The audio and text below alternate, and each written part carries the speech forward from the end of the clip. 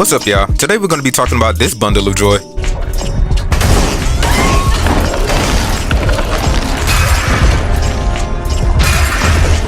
Safe to say this may be graphic for kids, but if you got on your big girl and big boy britches with a healthy appetite of horror, this may be your cup of tea. Carrion, from what I can tell, is the debut title, or at least the most notable game that's coming from the indie developers known as Phobia Game Studios. This title is also published through Devolver Digital, so I can somewhat already tell you what direction this game is headed, and if you watch the intro, you can too. I first saw this game being introduced through Devolver Digital 2020 Game Expo a year ago, and if you're new to this channel, I'm rocking with the PlayStation 4 version, so let's get into it.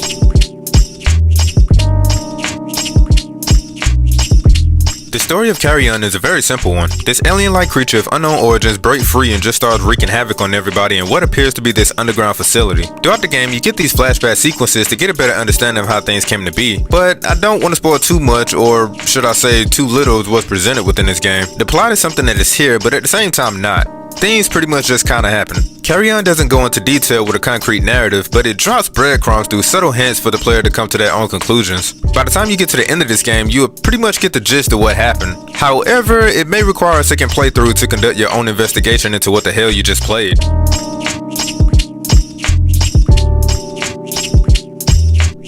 Already off rip, just booting this game up and seeing the main menu, I just kinda knew that this game was rated M already. I don't know what gave it away, but I guess you can call it intuition. A cluster of flesh, gums, and teeth with a tongue seemingly Swiss cheese moving around like a lost and confused snake just kinda had me like, holy Jesus. What is that? What the fuck is that? Funny enough, it reminded me of this old horror movie that I saw one time called Teeth that was about this woman's flower that had thorns, but in her case, her flower grew teeth whenever people will, whenever they would try to deflower it, to put it metaphorically. I found it funny, but little did I know that not too long ago when this game dropped, the icon for this game on digital stores was changed because of its controversial appeal. This pivotal decision struck a polarizing dialogue amongst the intellectuals of intellectuals that can be found exclusively on Twitter. Oh, no.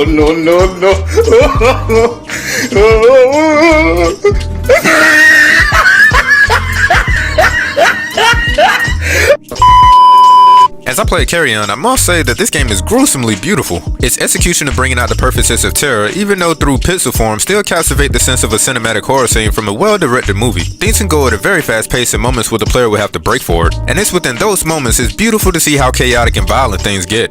Take a look at the detail of the characters and environments, for example. The animation of Carrion itself is impressive alone. The way it moves around with its tentacles flailing around and extending out, automatically latching onto surfaces in its proximity really does emulate what it would look like if the symbiote Carnage from Spider-Man would move if it was desperately searching for a host. Now on to the enemies and the character models for the victims you're going to be crossing paths with. These people who unfortunately dwell within their future graves look good and can easily be identified as their profession simply by their attire and of course whether they have weapons or not. When it's feeding time and the teeth comes out, seeing their bodies being decapitated in half never gets old. It just gets me thinking about the cartilage being broken whenever I see this wad of spaghetti augment its composition from soft flesh to include hardened bones for consumption. Then afterwards, wherever it goes, it leaves a trail of blood as evidence of what has happened during and after its lunch break. And over time, as you continue to play this game, visually you can see the transformation from how this monster starts to the size it will inevitably become. Watching this thing within compact and enclosed spaces is awesome, but unsettling to look at. I find it hilarious when the game separates apart of this thing just because it has too much mass and you can just see it compacting and moving around, trying to break out. Lastly, I want to talk about these environments. I'll put these settings into three categories: a somewhat tropical savanna, a decrepit industrial complex with labs, and lastly in certain segments, an ancient alien tomb of sorts.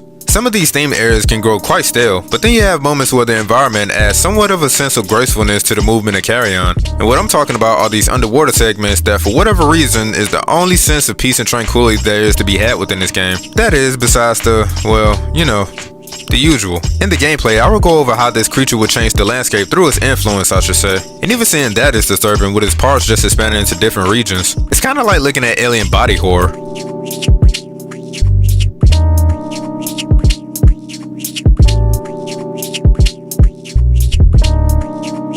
This game is a weird one. Instead of playing as the hero or some type of anti-hero, you actually play this monster who can either be interpreted as the antagonist or some type of misunderstood being that has been disturbed. Whichever the case, this seemingly wad of radioactive spaghetti with teeth is what the player will be controlling. Now how you're going to be controlling it is of course via the directional pad or the left thumbstick, since I'm playing on the PlayStation 4 version in regards to your movement. As far as your abilities, most of which will be directed with the right analog stick. Utilizing these abilities will one, keep you alive, but also make you become the ultimate apex predator for the people that wants to destroy you. Some moves you start off off with, but as the game progresses, others will be obtained by breaking and absorbing them within these chemical containers. The player can use his tentacles to activate switches, drag and ragdoll doors and other objects. And lastly, but probably the most crucial, is the ability to snatch up your human victims to devour them. This technique not only keeps you alive, but makes this monster grow exponentially in size, which later on opens the player up for more abilities. As you get further into the game, the player will understand which size will be appropriate to move forward, seeing as though each size is exclusive to certain abilities which will be switched out with another one from a different size. Majority, if not all, puzzles of this game is centered around this familiarity of each individual size and what they can do. For example, the player will be able to scream and bum rush through sealed areas in one size. However, when you're smaller, that ability is placed with another one to shoot out what I can only describe as a Spider-Man's web to hit switches and levers out of reach. How you will gain more weight, which this game refers to as biomass, is either by devouring victims or spreading your biomass into these sections. And how you lose biomass is by dropping it off in these small ponds of water that you'll find every so often, and by being shot at, shot, and of course burnt by people who obviously don't like you too well. So it's best to be cautious around people that's trying to shoot at you. And of course, if you're set on fire, you better find some water quick.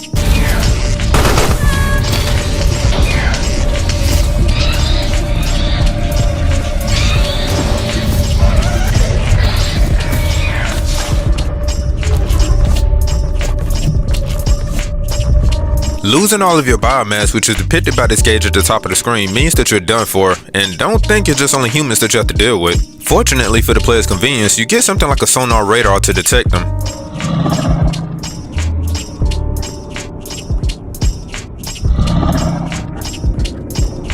But in these areas, you can not only save your game, but get biomass that would more than likely be one step closer to obtaining new passageways, and doors that require 3 or more access points to open. In many aspects, I would consider this game somewhat of a Metroidvania when it comes to exploration and backtracking. Moving from one area to the next seems simple, but over time you realize that this game can seem like a huge maze, and the fact that you don't have a map doesn't make things any easier. There were many times where I've gotten lost and would really wish I knew where to go next, let alone where I was when I came back to resume this game after taking some time off, just to handle real life responsibilities. But that pretty much is the only negative I have to say about this game as a whole. The overall controls is easy to understand, very responsive, and actually makes this game fun to play.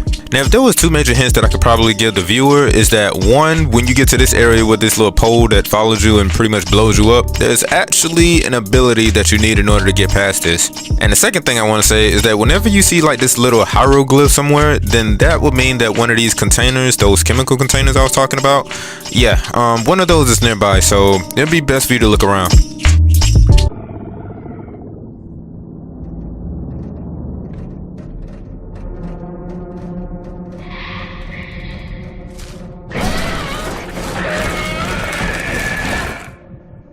This game sounds amazing. Hearing the carnage from jumping down on people, busting through doors, throwing things around, and even down to hearing the screams of people is just gratifying.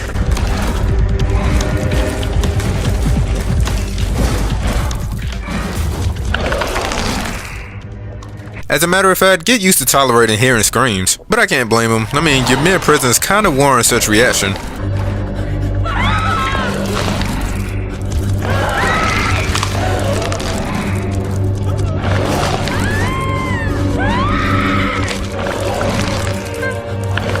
And also, if you don't like spiders or the sound of tentacles, this game may not be for you, because as you move, you're going to be hearing your tentacles spreading all about.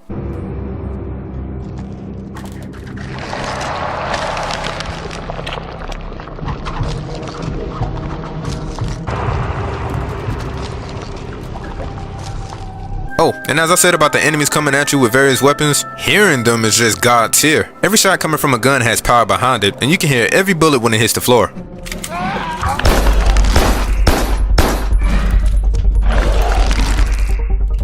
There is this one enemy that I must say makes me remember the poetic words spoken by the wordsmith and lyricist that goes by the name of TF. In the song where he is featured, known as Tuki Knows 2, from the artist Schoolboy Q's 4th studio album Blank Face, he states, I got an 8-ball, I got a rondo, I got an AK, when that bitch spray, it's like pulling strings on the lawnmower.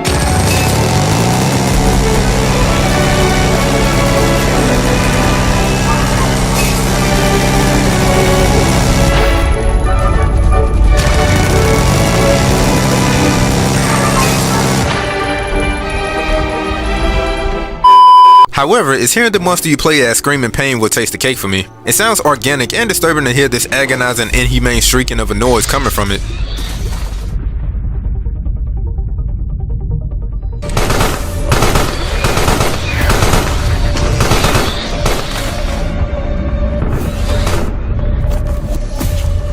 One interesting detail in this game design is that when something moves and it's loud, the player isn't the only one that hears it. Your enemies quickly stops and listen to the direction where the noise is coming from.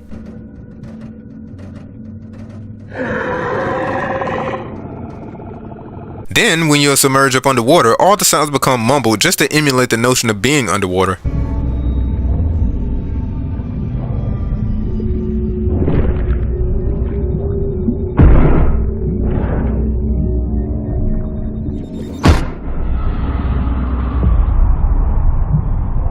Overall, if you have a good sound system, you will love this top quality display of audible submersion. Enjoy!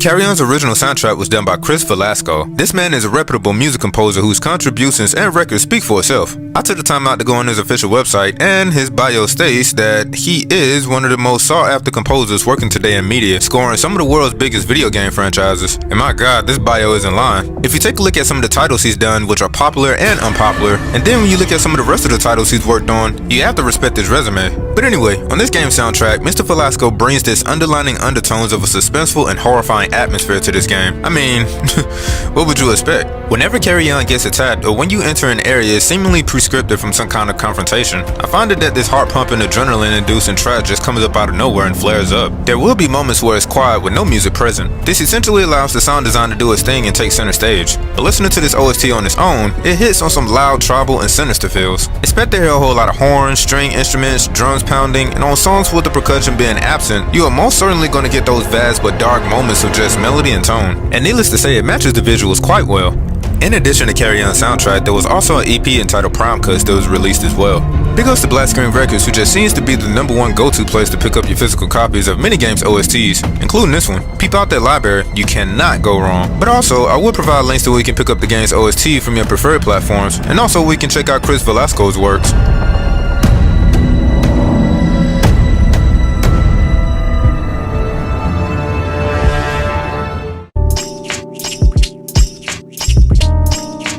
With everything covered, I think you should pick this game up now. I'm rating this game a 9.5 out of 10. I really haven't played a game like this before. It looks grotesque and beautiful, not to mention that, well, it was actually fun. It took me like 2 weeks to beat this game, but that's only due to me sitting down with it within hour sessions. But if this game had a map and I didn't have other things I had to do, it would have been shorter. Carrion is now available for PlayStation 4, Steam for Mac and PC, Xbox One, Nintendo Switch, and GOG for only $20. I don't know about the other versions, but if you purchase the PlayStation 4 version, not only do you get the Carrion game, but you also get the DLC Greatest Time of the Year, a seemingly Christmas themed expansion just for the holidays. But to me, this DLC is just for those who want a little bit more Carrion. I honestly don't believe it adds anything to the overall plot or gameplay. It's pretty much the same formula and equivalent to having just an extra stage to play on. But if you played this game, tell me what you think about it. And until next time, be safe out there, and peace, y'all. And don't forget to like and subscribe. Hit up that notification bell, and I gotta go.